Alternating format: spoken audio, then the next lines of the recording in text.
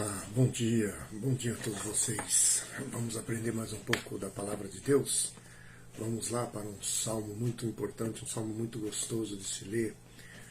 Salmo de número 33, diz assim: Cantem de alegria ao Senhor, vocês que são justos, aos que são retos fica bom louvá-lo. Louve o Senhor com harpa, ofereça-lhe música com lira de 10 cordas, cante-lhe uma nova canção. Toquem com habilidade ao aclamá-lo. Davi está chamando todo o povo a louvar a Deus, chamando todo mundo, todos aqueles que creem em Deus, todos aqueles que sabem que Deus é o Senhor das suas vidas. Davi está chamando a todos para louvarem o nome do Senhor. É isso que nós temos que fazer diariamente, não só com nossas palavras, mas com nossas vidas, com nossas atitudes. E ele continua: Pois a palavra do Senhor é verdadeira, Ele é fiel e tem tudo o que faz. Ele ama a justiça e a retidão. A terra está cheia da sua bondade e do seu amor. Mediante a sua palavra do Senhor foram feitos os céus e os corpos celestes pelo sopro da sua boca. Ele ajunta as águas do mar num só lugar. Nas profundezas faz reservatórios. Toda a terra teme o Senhor. Tremam diante dele todos os habitantes do mundo. Amém? Aqui Davi está falando sobre o poder de Deus. Deus é poderoso, Deus é tremendo, Deus é Senhor do universo. Ele construiu o universo e tudo que existe paira sobre a mão dele. Tudo que ele construiu está sobre o controle dele. Todas as nações, todos os povos, todos os corpos celestes, todos os planetas, o universo inteiro está nas mãos do Senhor. E ele não perdeu o controle de nada. Por isso que antes Davi diz: louvar ao Senhor todos os povos. Porque eles têm cuidado de vocês. Ele é o Senhor de todas as coisas. E ele continua adiante: pois ele falou e tudo se fez. O Senhor desfaz os planos das nações e frustra os propósitos dos povos. Mas o plano do Senhor permanece para sempre, os propósitos do seu coração por todas as gerações. Deus está no controle de tudo. Aquilo que Ele diz que vai acontecer, vai acontecer. Aquilo que Ele diz que iria acontecer, vai acontecer. Nada escapa dos propósitos de Deus, pois tudo está nas suas mãos, tudo está no seu controle. Não perca a fé em Deus, não deixe o mundo te abalar, não deixe as coisas passageiras desse mundo controlar a sua mente, ditar o seu dia, fazer com que você perca a esperança de que, não nesse mundo, mas no mundo vindouro, onde Deus é o Senhor de todas as coisas, esse mundo vai chegar. E tudo isso daqui vai passar e nós viveremos sem esse lastro tenebroso de homens, de corrupção, de amargura, sem paz, tristeza, de pesares. E isso vai acabar. Não perca a esperança nisso, porque é isso que Deus veio mostrar para a gente. Está perto o reino de Deus. É isso que Ele quer que nós guardamos no nosso coração e não tiramos da nossa mente, para que as coisas desse mundo passageiros não nos faça derrotado, não nos dê desespero, não nos dê estresse. Se desligue desse mundo, porque ele é mau e tudo o que nele existe é mau.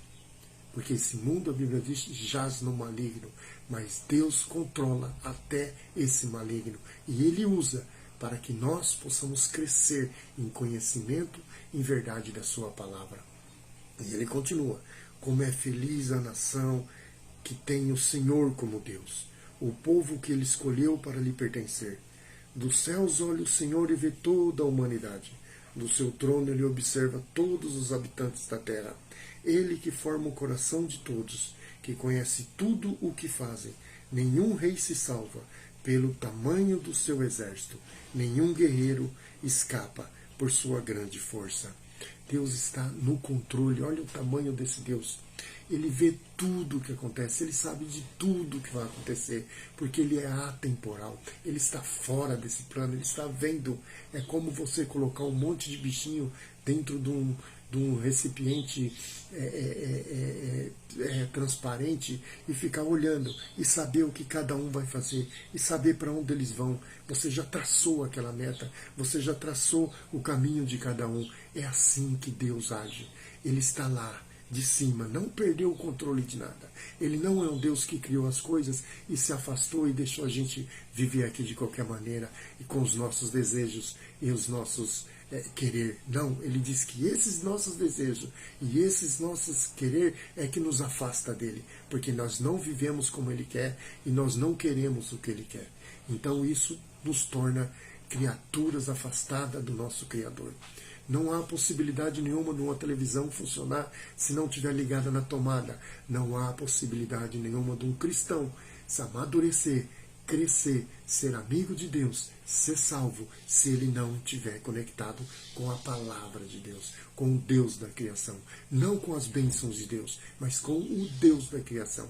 As bênçãos são coisas que ele dá para um, para outro, de maneira diferente. Mas se você não estiver conectado com a sua palavra, se você não tiver intimidade com ele, se você não conhecer ele, você pode até ser um cristão, mas é fajuto, é como a névoa, logo de manhã se dissipa, você não está conectado com Deus, então você é somente um que vai viver à beira, à margem, sem as bênçãos principais de Deus. Então é isso, e ele está no controle de tudo, porque de cima ele vê tudo. Não há exército mais poderoso do que Deus, não há nada mais poderoso do que Deus. Ele diz aqui, ó, todos, ele que forma o coração de todos, que conhece tudo o que fazem. Nenhum rei se salva pelo tamanho do seu exército e nenhum guerreiro escapa pelo tamanho da sua força. Não é a sua força, não é o tamanho do exército do Estado, não é o tamanho do poder do Estado, do país, que vai salvar o ser humano. A salvação é individual, só que as bênçãos é coletiva. Não fique pensando que bênçãos de Deus é exclusivamente para um ou para outro. Toda vez que Deus abençoou alguém na Bíblia, foi para uma comunidade, foi para que aquela bênção tomasse conta de todos, foi para que todos sejam abençoados. Então pare de pedir bênção exclusiva e vitória somente para você. Você não vai receber isso. E para terminar, ele diz, o cavalo é vã esperança de vitória. Apesar de sua grande força, é incapaz de salvar. Mas o Senhor protege aqueles que o temem, aqueles que firmam esperança no seu amor, para livrar-os da morte e garantir-lhe vida, mesmo em tempo de fome. Toda a força de um cavalo, toda a força de um exército, toda a força que eu e você podemos ter de tentar resolver as nossas coisas, não é nada, não vale nada, não vai salvar você, não vai me salvar, não vai salvar ninguém desse mundo tenebroso. Aquele que firma a esperança no seu amor, mas o Senhor protege aquele que o teme. Esse sim, aquele que o teme, aquele que coloca a sua esperança no amor de Deus para com ele. Aquele que teme o Senhor, aquele que sabe que, como esse salmo diz, está no controle de tudo. Para livrar-los da morte e garantir-lhe vida, mesmo em tempos difíceis.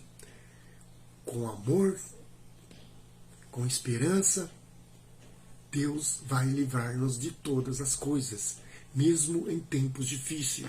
Ele não está dizendo que vai tirar o tempo difícil das nossas vidas. Ele está dizendo que estará conosco em tempos difíceis. Que mesmo em tempos difíceis como nós estamos passando, Ele dará esperança, Ele dará força e os seus cuidados estará sempre diante de nós. Amém? É por isso que ele diz lá no começo, cante de alegria ao Senhor, vocês que são justos, aos que são retos, fica bem louvá-lo. Louve o Senhor com harpa, ofereçam-lhe músicas com lira de 10 cordas. Cante-lhe uma nova canção, toque com habilidade ao aclamá-lo. Amém? Louvem ao Senhor dia e noite. Louvem ao Senhor o tempo todo. Louvar ao Senhor é pensar no Senhor o tempo todo, no seu dia todo, no seu coração, na sua essência, no seu trabalho, onde você esteja levantando, deitando, trabalhando, conversando, que você seja um louvor vivo ao Senhor. Deus abençoe você, louvado seja o nome do Senhor na minha vida e na sua vida.